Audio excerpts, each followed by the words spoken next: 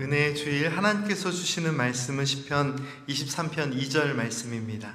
그가 나를 푸른 풀밭에 누이시며 쉴만한 물가로 인도하시는도다. 아멘. 시편 23편 강해 두 번째 시간입니다. 시편 23편 2절 말씀은 목자 되신 하나님께서 우리를 푸른 풀밭에 누이시고 쉴만한 물가로 인도하심을 선포합니다.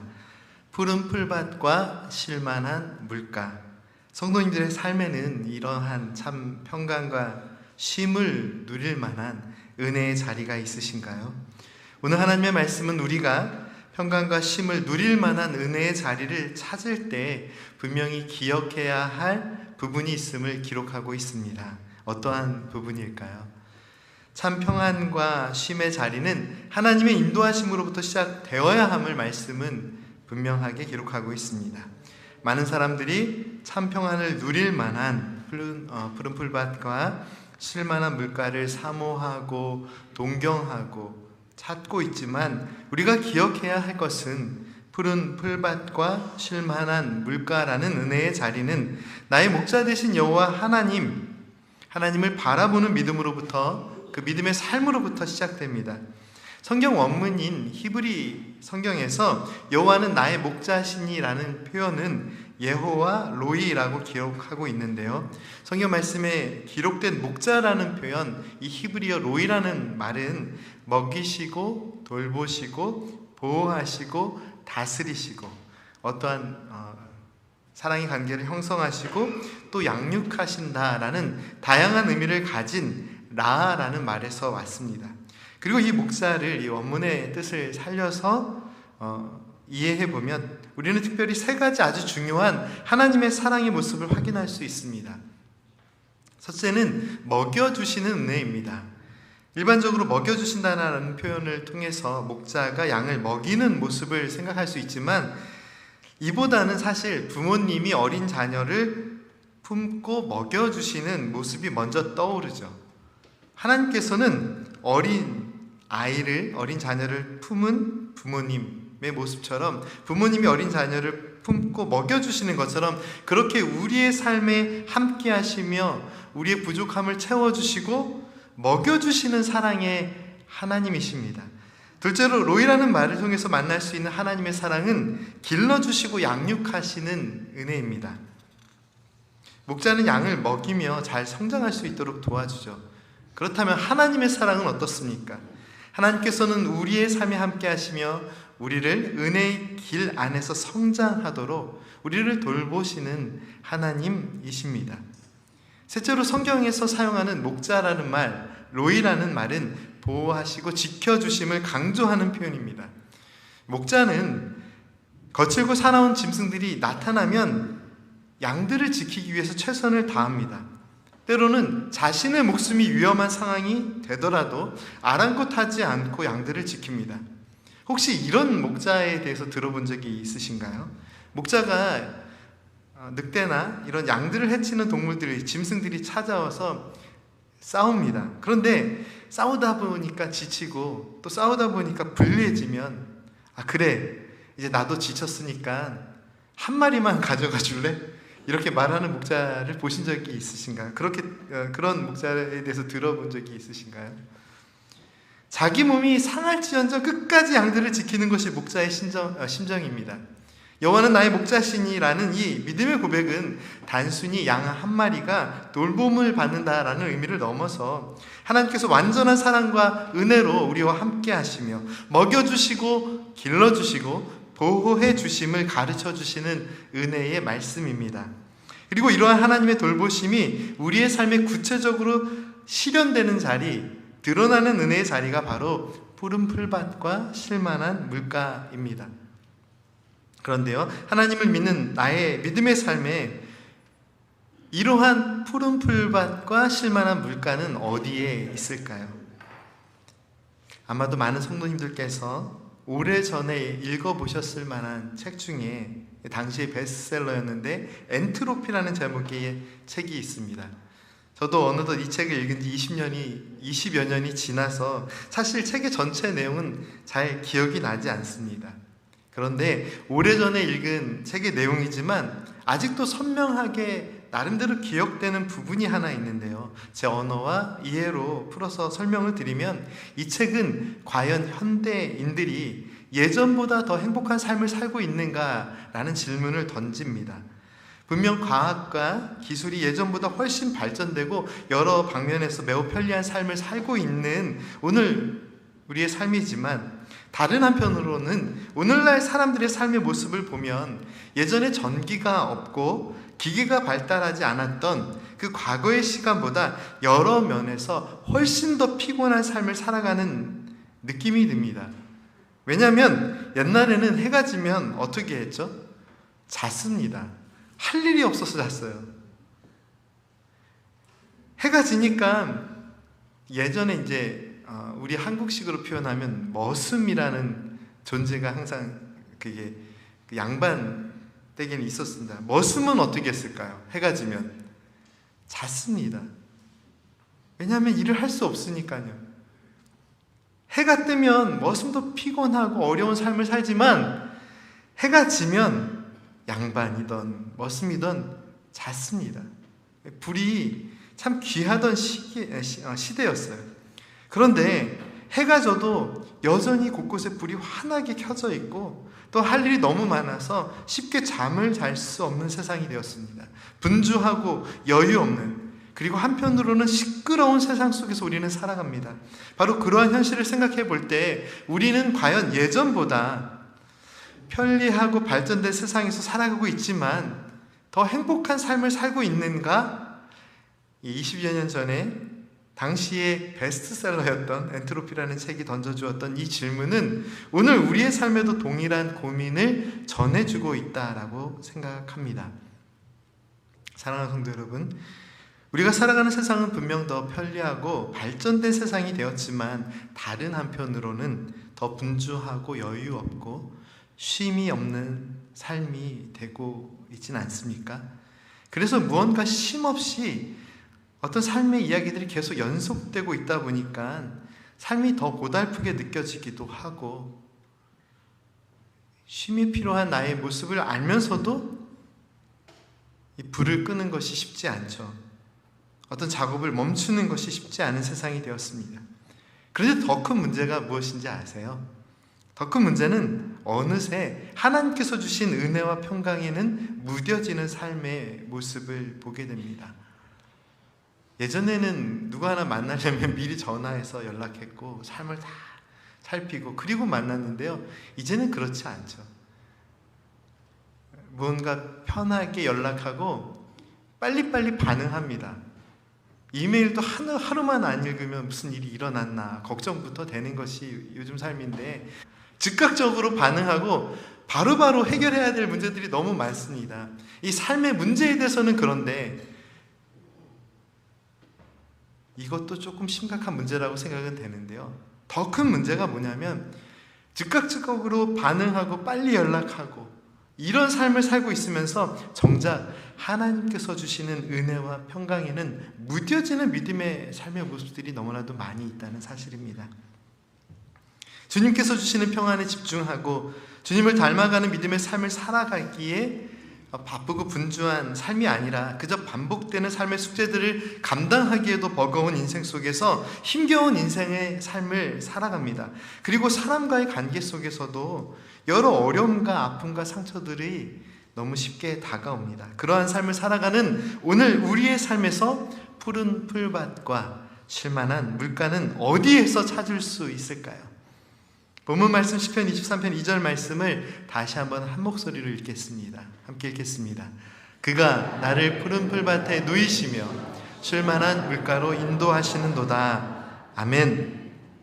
삶의 깊은 긴장과 두려움, 괴로움의 상황들 속에서 믿음의 사람은 나의 목자가 되시며 나를 부족함이 없는 은혜의 자리로 이끄시는 하나님의 그 은혜, 그 사랑에 집중해야 합니다.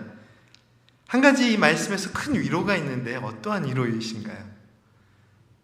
저는 개인적으로 푸른 풀밭과 쉴만한 물가를 찾으라 라고 쓰여있지 않는 것이 은혜입니다.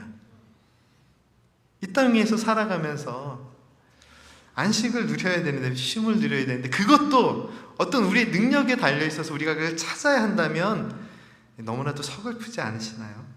푸른 풀밭과 쉴만한 물가를 찾는 것이 우리의 능력과는 상관이 없습니다. 나를 푸른 풀밭에 누이시며 쉴만한 물가로 인도하시는 하나님의 사랑에 집중할 때 우리의 삶에 주어지는 은혜의 내용입니다.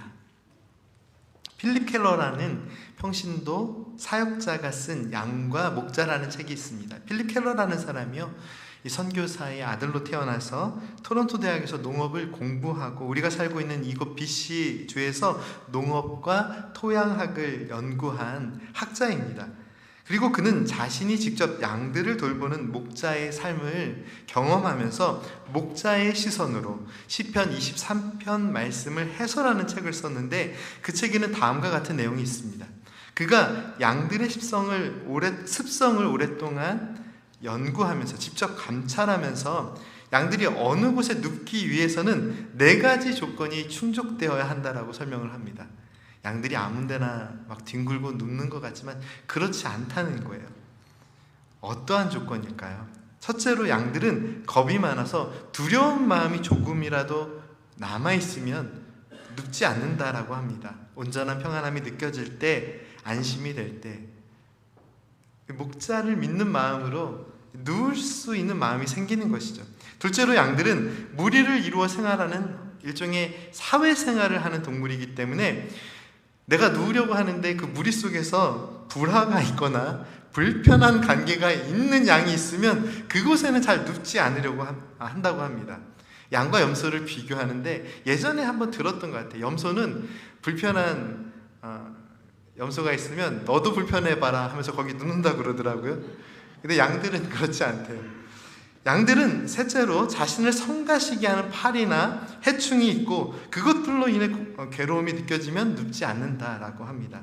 넷째는 배고프면 눕지 않는다라고 합니다.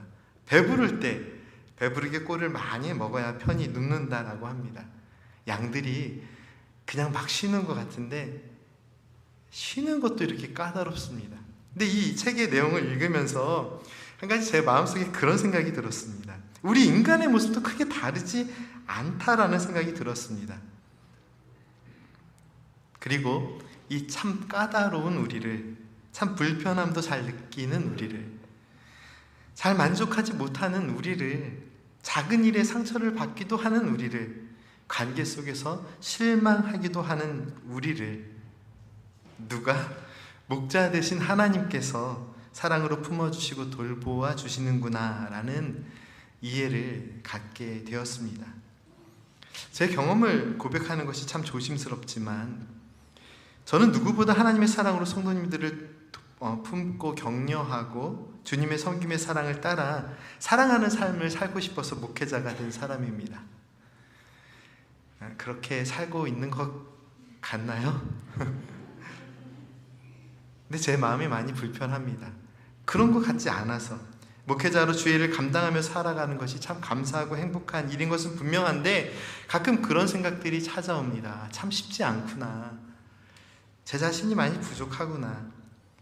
예를 들어서 은혜의 말씀에 집중하여 그 말씀 전하면 사실 목회자에게는 최고의 어떤 사역이잖아요. 사명을 감당한 것이잖아요. 그런데 매주마다 그런 건 아닌데 와, 어떻게 이렇게 은혜의 말씀을 주시나. 이건 이제 이런 은혜는 매주 주시는 건데 그런 마음을 갖고 강단에서 내려가면 이 말씀의 여운이 아직 끝나지도 않았는데 이 성전에 아직 성도님들이 이 성전을 떠나시긴 했지만 아직 이 성전에 성도님들께서 함께 했던 이 어떤 그 기운이 그대로 남아있는데도 불구하고 그런데 벌써 불편함이 찾아오는 거예요.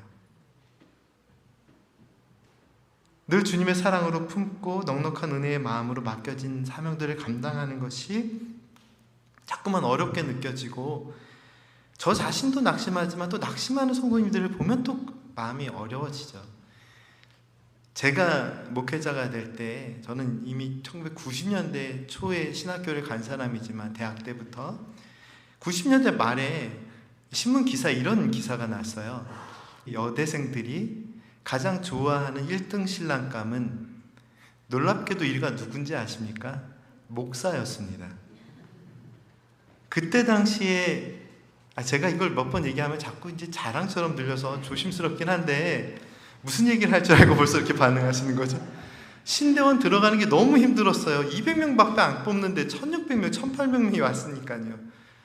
그러니까 맨날 성경 읽었어요. 달달달달. 지금은 부끄럽게도 그렇게 많이 못하는데 열 몇 시간씩 성경을 공부하는데도 떨어지는 거예요. 너무 많이 오니까. 그래서 재수는 기본이고 3수, 4수, 5수 제가 들어갔을 때 10수까지 하신 전도사님이 계셨어요. 그런데 왜 그렇게 열심히 신학교에 들어갔을까요? 1등 신랑감 되려고 들어갔습니까 제가? 아닙니다. 돈 잘 벌려고 들어간 게 아니에요. 더 가난하게 살겠다고. 이게 빛나는 삶이 아니라 그냥 빛나지 않아도 하나님의 뜻대로 살겠다고 들어간 거예요. 1등 신랑감 그게 뭐가 중요합니까? 이미 모든 조건을 다 갖춘 제가 아쉬움이 있겠습니까? 외모 하나만으로도 1등 신랑감이 될 수 있는 제가 왜 그까지 성도님들이 지금 비웃고 계신데 살짝 비웃고 계신 것 같아요. 이 부분에서 제가 웃으면 안 되는데 저도 웃음이 나는 상당히 이렇게 진지해야 되는 상황인데 그렇게 어렵게 들어간 신학교 그렇게 목회자가 됐는데 요즘 세상은 그렇게 들어간 신학교가 이제 지방 신학교는 다 한국에서도 미달이 돼가지고 정원을 못 채워서 어려움을 겪고 있고 캐나다는 좀 나은 것 같으신가요? 아니면 캐나다는 훨씬 더 심각합니다. 목회자가 서로 안 하려고 해요. 왜 이렇게 귀한 사역을 안 하려고 할까요? 너무 힘드니까. 애는 쓰고 노력하는데 그냥 하나님을 섬김에 있어서 이렇게 고생하면서 섬기지 말고 그냥 다른 일 하면서 하나님의 영광에서 살겠습니다라는 마음이 더 커져가는 세상이에요.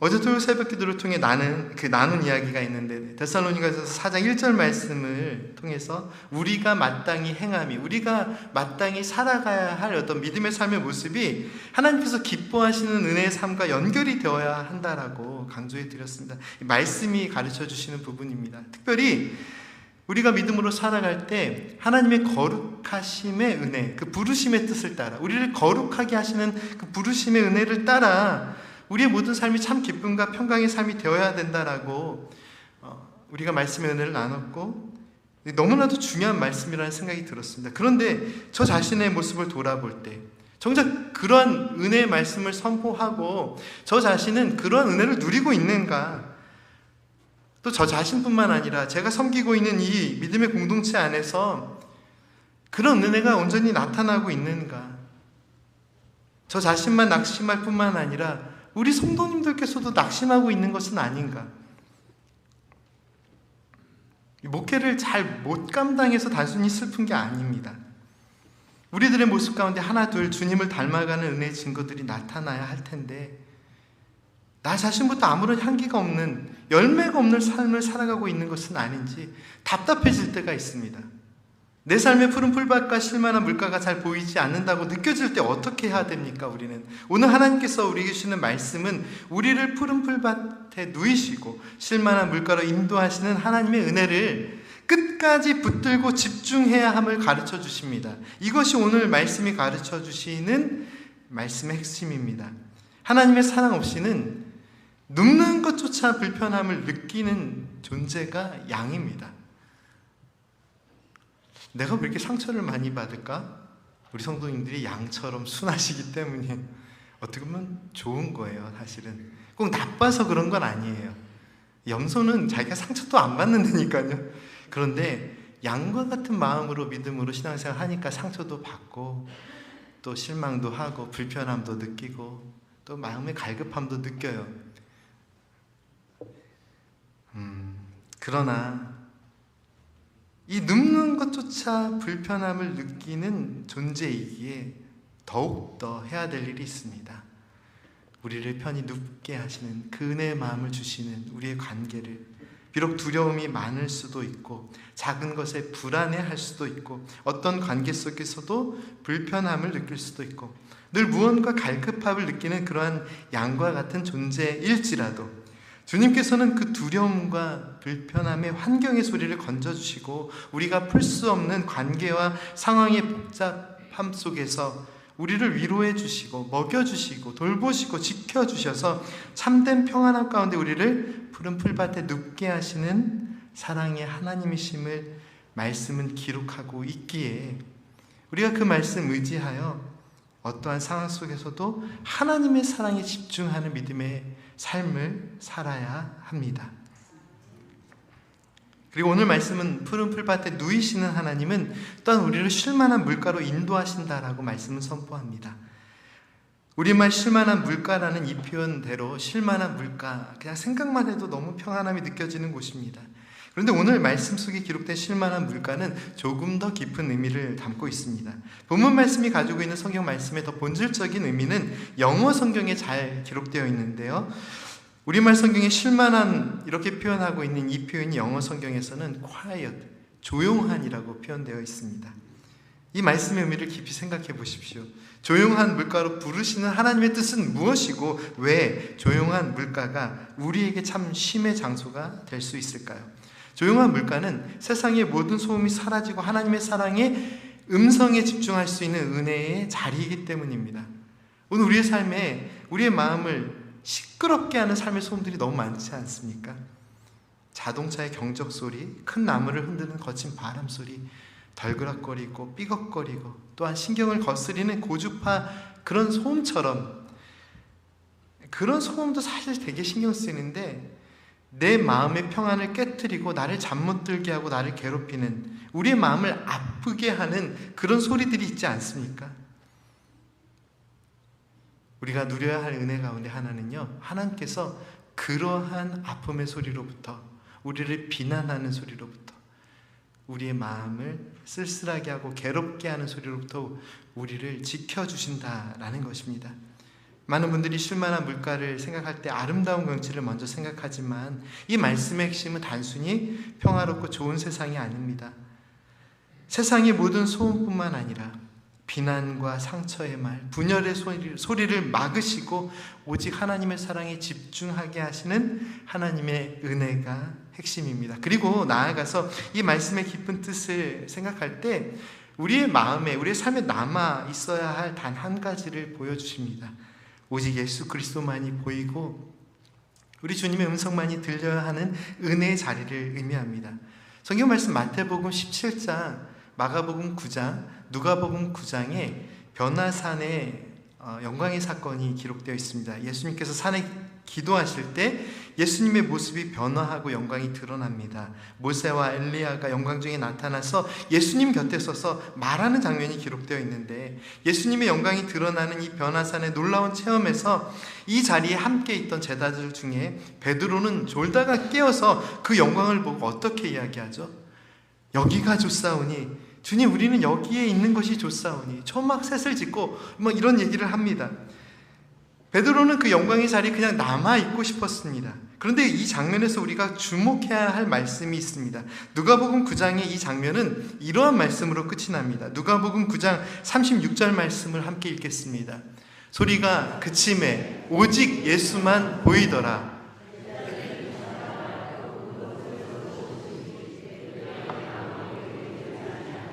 아멘. 오직 예수만 보이더라. 구름이 세상을 덮고 구름 속에서 천지를 진동하는 소리가 들리는 그 영광스러운 순간 베드로와 제자들은 흥분합니다. 그러나 말씀은 그 모든 상황이 끝나고 소리가 그침에 오직 예수님만 보이더라 라고 기록하고 있습니다. 우리의 삶의 영광과 참 기쁨의 자리는 어떠한 자리가 되어야 할까요? 오직 예수님만 보이는 자리가 되어야 합니다. 그렇다면 우리의 삶의 아픔이 찾아올 때 우리가 지치고 힘든 인생길에 쉴만한 물가도 잘 보이지 않는 어떤 그런 삶의 자리에서 누려야 할 은혜가 무엇입니까? 오직 예수님만 보이는 믿음의 삶, 오직 예수님의 음성만이 들리는 그런 은혜의 자리가 되어야 합니다.